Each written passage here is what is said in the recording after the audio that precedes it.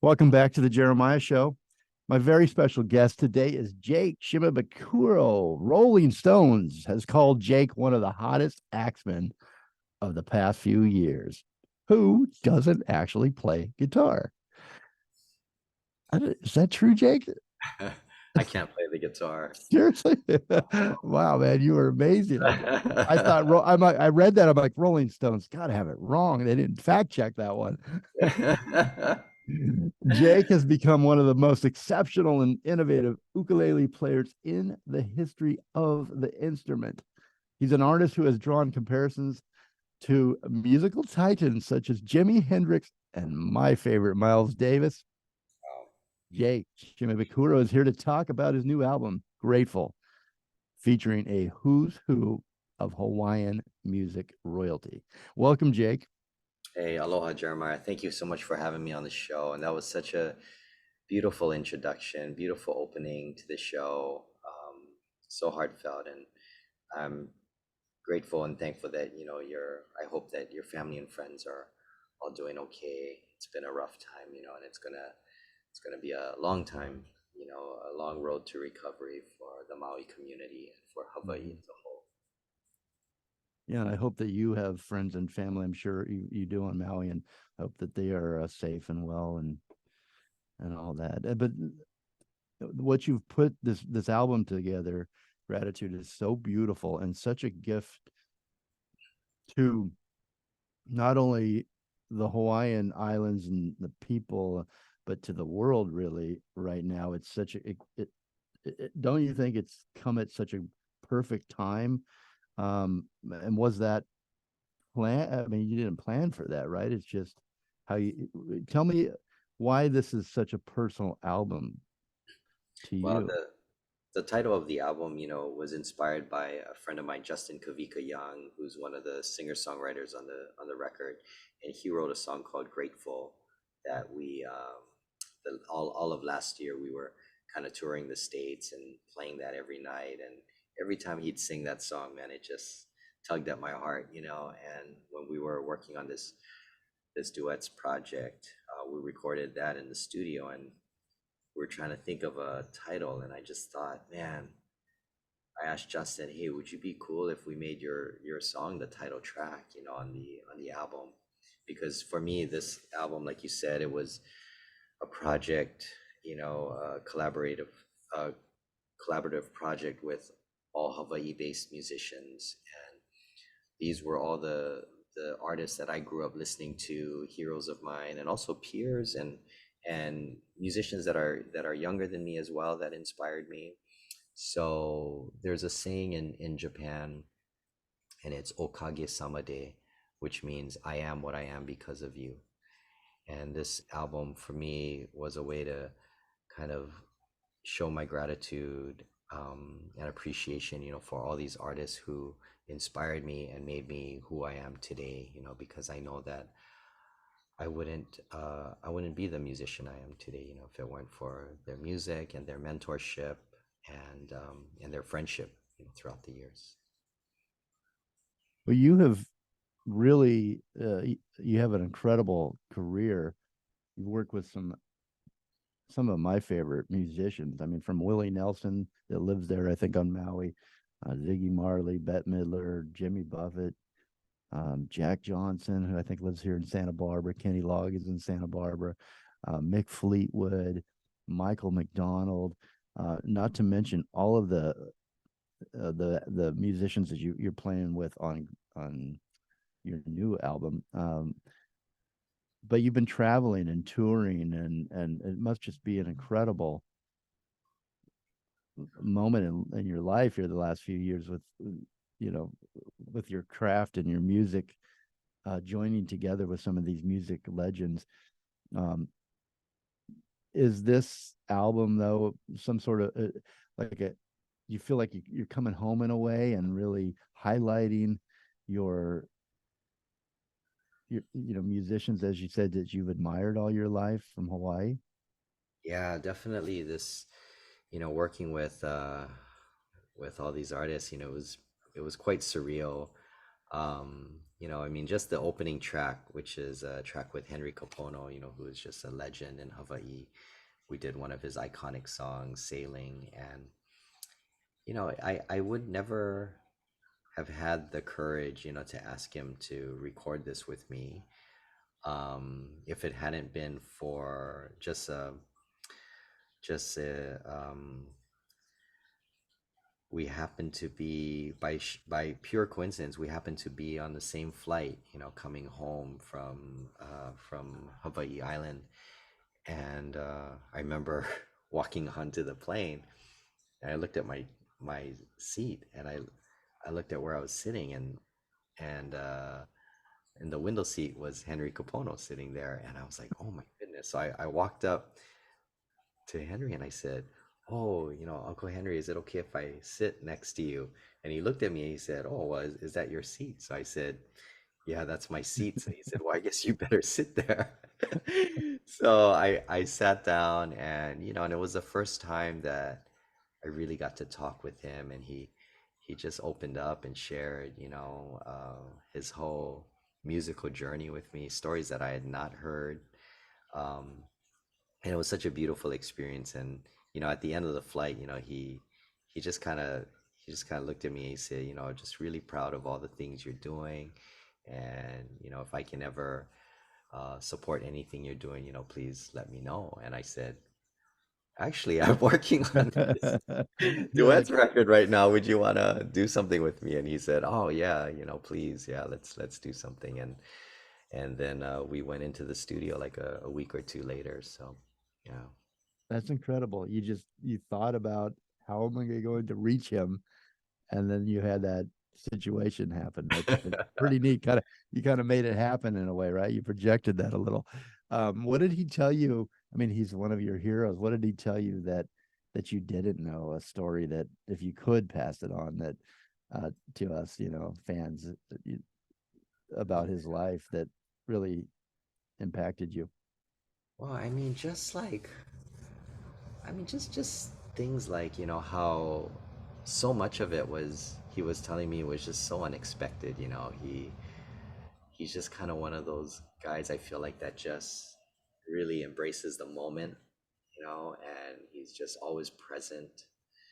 Um, and just the fact that, you know, I mean, from what he shared with me, you know, like they didn't really have any big dreams or anything like that. I think, you know, I mean, of course that was their passion, you know, doing music, but yeah, but he just loved it. He just loved telling stories on stage. He just loved playing for people. He loved bringing joy, and just such a ambassador of music being so healing and something that we all need, you know. So just following that path and being true to that, you know, led to all these incredible successes, right? And Mm-hmm. you know, so I think, if anything, you know, what I walked away from, with, you know, after that conversation was just, you know, just continuing to be true to who you are, and you know, focusing on your passion, and just good things, right? You know, Yeah. and I believe that, you know, I do believe that music heals, music brings people together, and it's such a powerful advocate for community. So, I mean, even you mentioned everything that's happening on Maui, and there were a lot of events, you know, to support the Maui community right after the fires, and still, you know, there's still a lot of things going on, and majority of it, you know, involves music in some Mm-hmm. way, and the just that the way that it brings people together, it makes everyone feel supported, and makes us feel like we are stronger, you know, as a community. Mm-hmm. It's really it's a priceless experience, and so powerful. It it is. And do you feel? How do you feel about being part of that? Whatever that is, whatever music is, that powerful. There aren't that powerful community, that powerful feeling that it can take around the world and affect people in seconds, you know, listening to your music, listening to your albums. You're part of that. How does that, can you explain how you are a part of that? It's just, it's an honor, you know. I mean, I I may be biased, but I think there's just something special about the ukulele as Mhm. well, you know, because it's such a humble instrument, and I feel like it's an instrument that a lot of people can relate to. You know, it's probably one of the easiest stringed instruments to play because it only has four strings, and the strings are made of nylon, so it's very soft on your fingers, and you can play full chords with just one finger. And I think, especially in today's, you know, with today's mindset, especially for the younger people, you know, I think I feel like we may be less patient than we were before, and that instant gratification is is something that is more common now. And I feel like the ukulele provides that, you know, as an as a as a quick as a quick step into learning a musical instrument.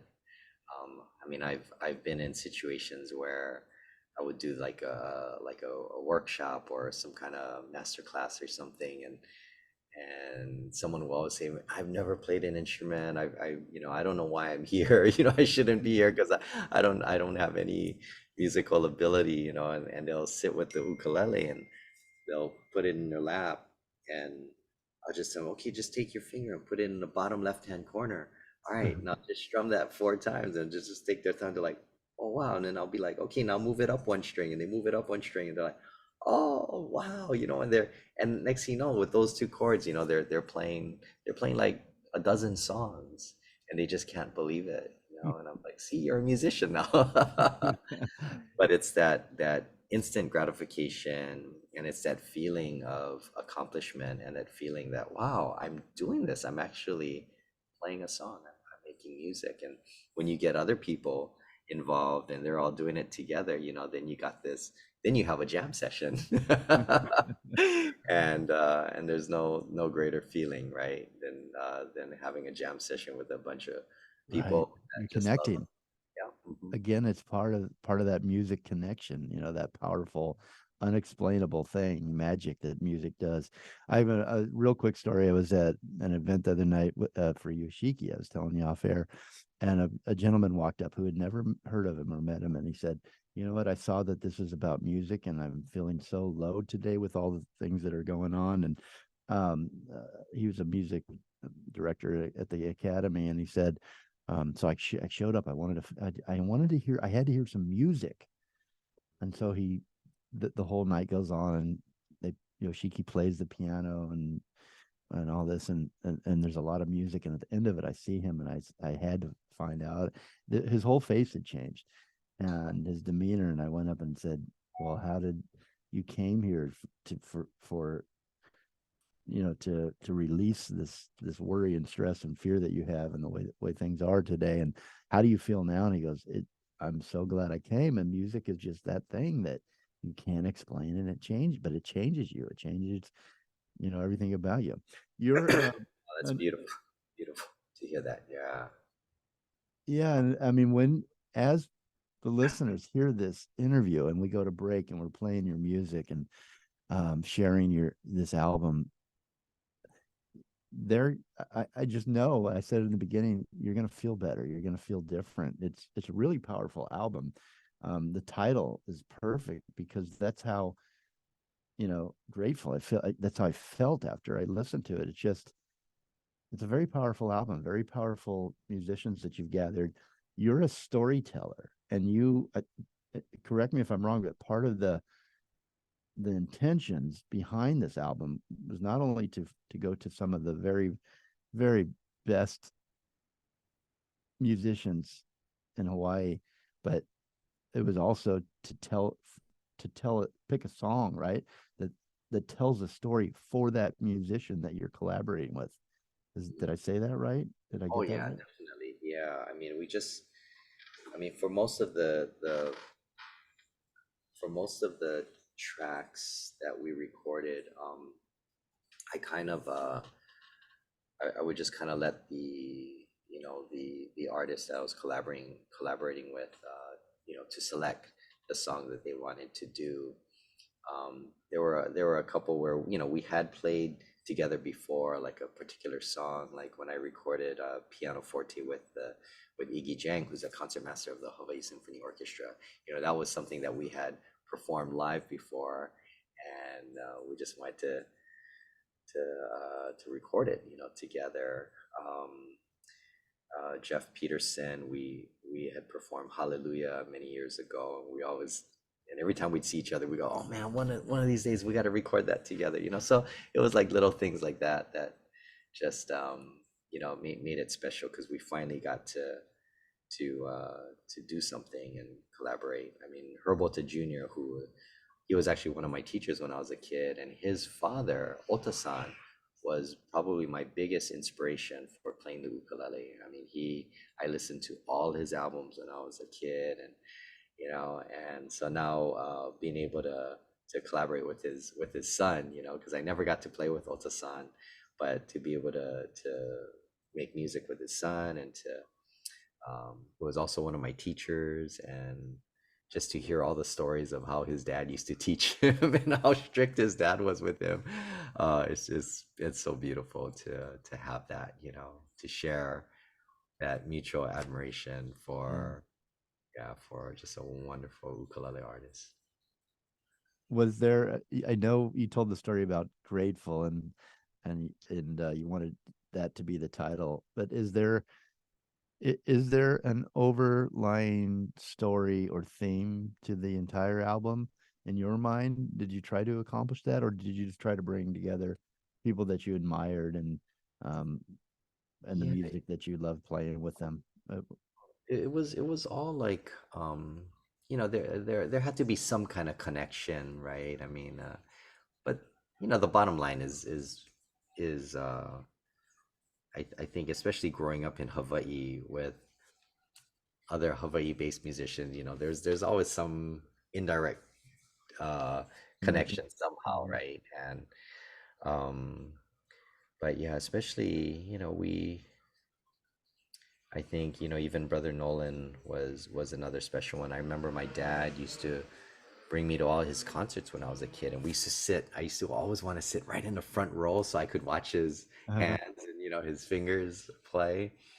And so when I started collaborating with Brother Nolan, I call him Uncle Nolan now, but I shared that story with him, a few years ago, and he remembered me. He remembered this little kid coming to his shows and sitting right in the front row and watching him play, because I was probably like the youngest one in there, That's great. but yeah, so now being able to um to, I don't know, have that connection with him is really special. I mean, it comes full circle, right? Yeah. Yeah, and you can feel it. You can feel it. You can feel the connection and the admiration and the love and the music with each one of these musicians that you've collaborated with. We got to take a break, but what is the for somebody that hasn't heard the album, what do you want them to hear? When you create something so beautiful like this, and then before you release it, do you have an intention in mind, or what do you want your listener to understand about you, about the music, and the gift that you're giving them? Well, the thing that I love about this record, and just like the previous duets record that I did, all the tracks are live. I mean, there was no click track. We just went in there and we just played the song from beginning to end. And now they weren't all first takes. Sometimes we would do a second take or a third take, but they're all real takes, from beginning to end. And to me, that's very special. You don't have many opportunities to record albums like that anymore, right? Everything is to a click and to a grid, and people are overdubbing and stuff. And but to be able to just sit there and just play, there's a magic, I think, that happens. There's just something that, with the other instruments bleeding into the vocal mic and into each other's microphones, and um but yeah, you capture something real, and I really believe you can feel that on this record. You can feel the chemistry and the love that we have for the music and for the culture, and Yeah. for each other, and it's really something to be grateful for. Well, I'm grateful for this album, and we're going to take you to break right now with what Jake mentioned, the song he mentioned earlier, Hallelujah, just a beautiful rendition of Hallelujah. So enjoy. And before you go, though, let me tell you how you can find Jake. And you're on a pretty incredible major tour coming up here right now. Or are you in the middle of it right now, Jake? Yeah, we're gonna start in a couple days, so Couple days. yeah. Hmm. So go to his website. This is the easiest. I'm going to give you out a social media handle once per break. I'm going to slowly tease you with his social media, but the easiest way to get to Jake and his tour dates and his photo galleries and his merchandise and all the great things he's doing is go to his website. It's Jake. I'm going to spell